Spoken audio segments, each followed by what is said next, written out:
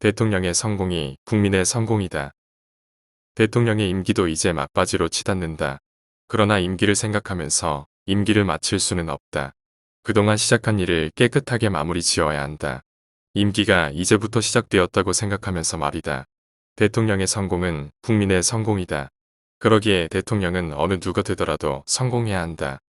대통령은 성공하는데 국민이 실패할 수는 없는 일이고 대통령은 실패하는데 국민이 성공할 수도 없는 것이다. 그렇다면 무엇이 대통령을 성공의 길로 인도할 수 있을 것인가? 그것은 한마디로 인사에 관한 문제다. 어떤 경우도 나라의 문제를 대통령 혼자서 도맡아 해낼 수 있는 대통령은 없다. 대통령을 도와 일을 해낼 수 있는 인물이 있어야 한다는 말이다. 어떤 사람을 발탁하여 어떻게 활용하느냐가 모든 문제 해결의 승패를 결정해주는 것이다. 오랜 관료 생활로 보신주의가 몸에 배인 인물이거나 철진한 이념에 사로잡혀 편 가르기에만 익숙해 있는 사람으로는 절대 불가능하다. 누군가는 나라의 장래를 위해 문자 그대로 자신의 몸을 던져 헌신적으로 일할 능력과 소신과 철학과 역사 인식과 경륜이 있는 인물을 찾아야 한다. 한 정부에 이런 사람 한 사람만 있어도 그 정부는 성공할 수 있으리라 생각한다. 우리는 많은 고사에서 실증할 수 있다. 역사의 고비고비마다 걸출한 인물 한 사람이 있어 그 고비를 힘겹게라도 넘어갈 수 있었다. 그 대표적인 인물로 임진왜란 때의 서해 유성룡을 꼽을 수 있을 것 같다. 왜군에 밀려 북상하고 있을 때 선조는 마음속으로 명나라로 가고 싶어 했다.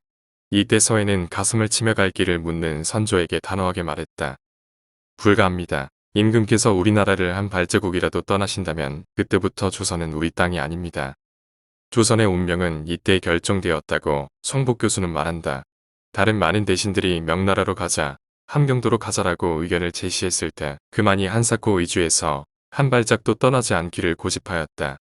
함경도로 가서 왕이 왜군의 포로가 된다면 나라의 장래가 어떻게 될 것인가를 물어 설득한 결과로 조선을 지키게 되었으니 한 사람의 식견과 설득력이 얼마나 큰 몫을 하는가를 우리는 가늠할 수 있다. 그뿐만이 아니다. 바다의 영웅 이순신 장군의 인물됨을 알고 그를 발탁한 사람도 서해요. 죽을 한 상황에 있는 이순신 장군을 구해준 사람도 서해다.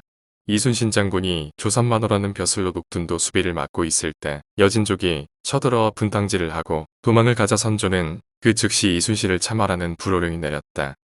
이때 서해가 장차 큰 장군이 될 임무를 함부로 참하면 안 된다고 단호히 나서서 겨우 이순신을 살려냈다. 그런 정도로 서해는 인물도 볼 줄 알았다. 그뿐이겠는가? 전쟁을 치르면서 없어서는 안 될 군량미를 준비한 사람도 그였고 명나라와의 외교도 훌륭히 수행하였다.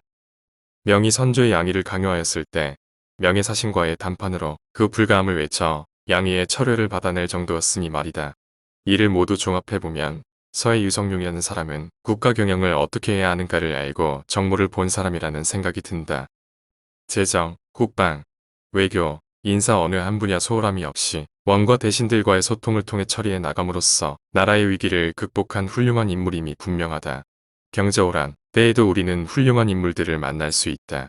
청나라 군사를 만나 조정에서는 주전파와 주화파가 나뉘어 죽기 살기로 논쟁을 하였다.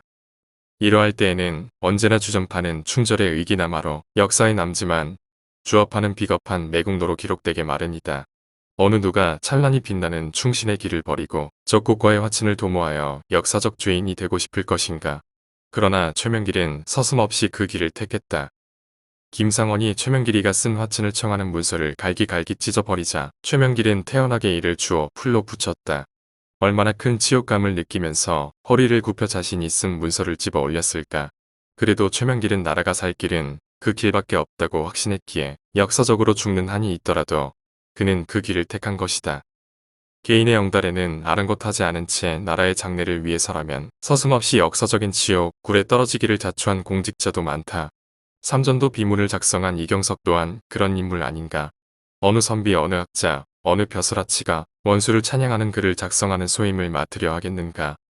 그러나 그 또한 글 쓸 줄 안다는 것이 죄일 수밖에 없는 현실을 스스로 안타까워하면서도 청태종의 비에 맞는 글을 지어 바쳤다.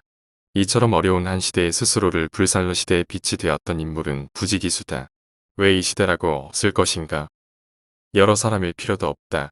한 사람이면 족하다. 그 한 사람을 측근에 앉히면 그 한 사람이 자신의 해안으로 시대의 빛이 될 수 있는 많은 인물들을 발탁할 수 있을 것이다. 대통령은 자신의 근거리에서만 임무를 물색할 것이 아니라 모노를 개방하여 자천타천 제도를 활용해 보는 것은 어떨까?